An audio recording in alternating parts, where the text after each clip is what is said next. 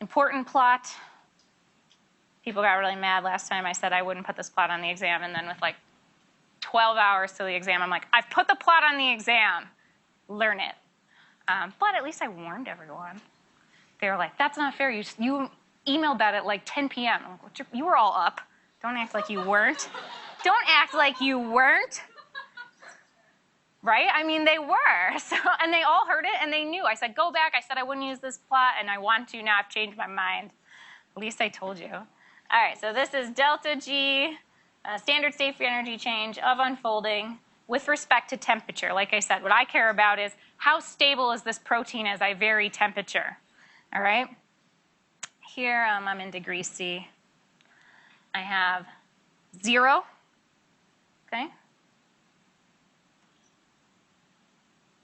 And I have some positive change in free energy as I unfold, or I could have some negative change in free energy as I unfold.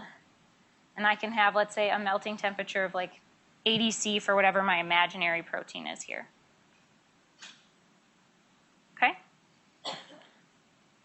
At the melting temperature, we already said, half are unfolded, half are folded. So delta G of unfolding is 0. We already defined that. Okay? Van't Hoff gives me a line that looks something like this. Okay? Sort of the simple Van't Hoff assumptions would give me sort of this linear relationship between delta G and temp, which is not true. Okay? Here's where delta G is equal to 0 when T is equal to the melting temp. And this line here is if I had a linear relationship as assumed by Van't Hoff. The real curve, oh, I have such a bad drawer, looks something like this. Okay.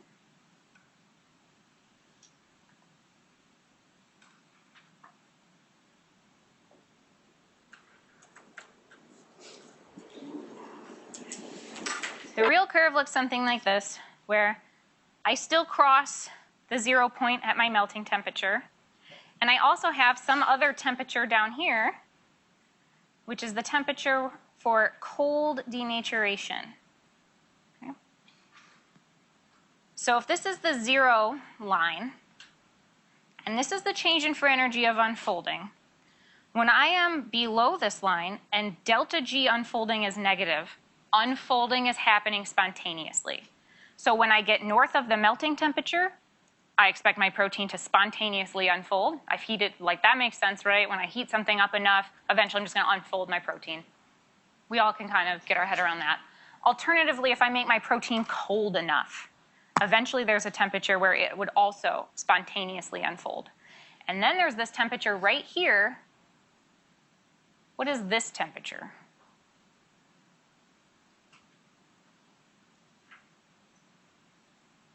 Delta G of unfolding is the most positive, meaning unfolding is the most non-spontaneous, the least likely thing to happen in that situation. This is a temperature of maximum stability. Okay? Delta G is sort of the most positive for this unfolding reaction. Unfolding is least likely to occur here.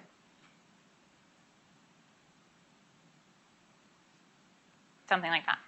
Okay? So again, I'll just say it right now instead of scaring people.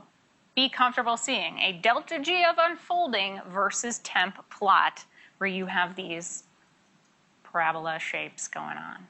Okay. And know how to read them.